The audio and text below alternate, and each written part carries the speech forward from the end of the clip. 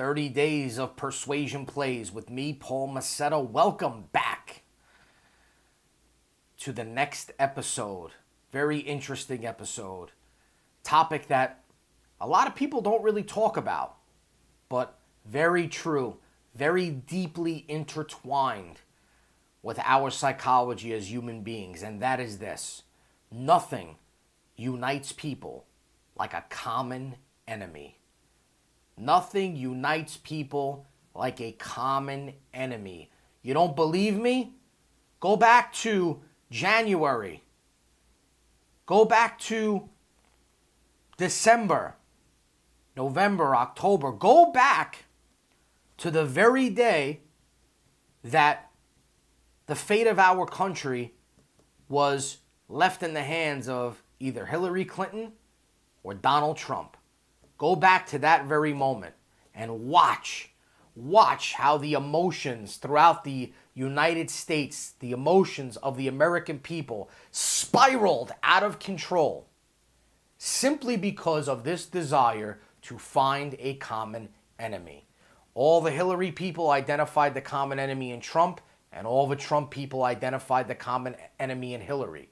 Now, yes, of course, there are people that are really closely tied to their political views and how they think the country should be ran and blah, blah, blah, blah, blah. But the reality is this: if you ask a ton of these people, really, if they could cite every single thing that they believed Trump or Hillary was going to do, what their stance was on this or that, or how they were going to get Congress to do X, Y, and Z, the reality is most of these people can't even answer those questions. Most of these people are just angry. Most of these people are just driven toward a cause simply because they found a common enemy. It's how psychology works. Nothing draws people together like a common enemy. Watch two people that don't know each other that suddenly realize they like the same team and they are playing against the team that both of them don't like. They will instantly form a connection and become friends. Again, this is not something that you want to argue whether it's right or wrong, whether it's moral or immoral. This is a psychological fact. Common enemies unite people. So, how do you utilize this to your advantage when it comes to influence and persuasion? Well, tip number one is to identify the common enemy.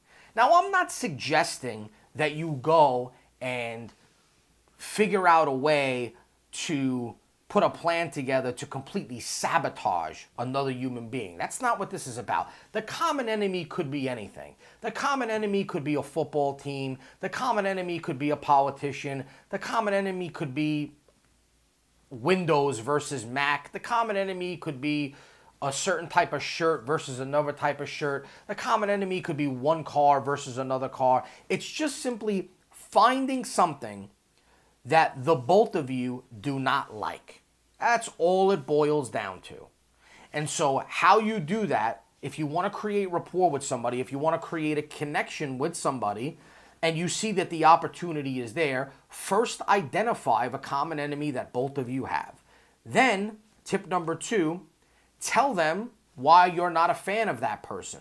Let them know what it is about that person, place, thing, car, shirt, factory, whatever, camera, computer. Let them know why you're not a fan of that thing. Tell them all of the things that you've observed about that particular person, place, or thing that you find to be undesirable. And then once you get done with that, even more important than step two is step three, which is to ask them why they're not a fan. And again, this just circles back to the fact that people love to hear themselves talk. People love to have attention on themselves. People love for the context of the environment, situation, or circumstance to be about them. So make it about them. Ask them why they're not a fan. And I can guarantee you that even if this was a person that you had no rapport with, no relationship with, knew nothing about, never had an interaction with them in your entire life, you identify a common enemy, you talk about why you're not a fan, then you ask them why they're not a fan, I can guarantee you that your rapport will have went from zero to at least something. Meaning you will have been able to create rapport out of thin air with somebody that you've never met in your entire life by simply using this strategy. Now, obviously, it goes without saying, you got to use a little bit of common sense. I mean, you can't just start pulling things out of the air if you don't know somebody, like, well, who do you not like, and who are you not a fan of, to try to figure out who the enemy is. You can't be so overt about it. You have to kind of use your observation. You have to kind of observe possible avenues to explore about who they might determine to be an enemy. Either maybe it's somebody that you heard that they're not a fan of, or something that you heard they're not a fan of. Maybe it's something that you observe in their office. If you're having an interaction with them, you happen to notice that they're a Giants fan and you're a Giants fan, and most Giants fans aren't Jets fans. So theoretically speaking, the Jets would be that common enemy. You got to observe a little bit and not be so outright and overt about asking them who their enemy is. Try to identify that enemy on your own, and then, again, bring it up, identify the enemy, tell them why you're not a fan, and then ask them why they are not a fan. A very simple, easy way to create rapport with somebody if you're finding that you're out of options, or nothing else seems to be working, or the opportunity just happens to present itself. Always remember that. Nothing unites people more than a common enemy. If you enjoyed this video, make sure to like it, leave a comment, and subscribe.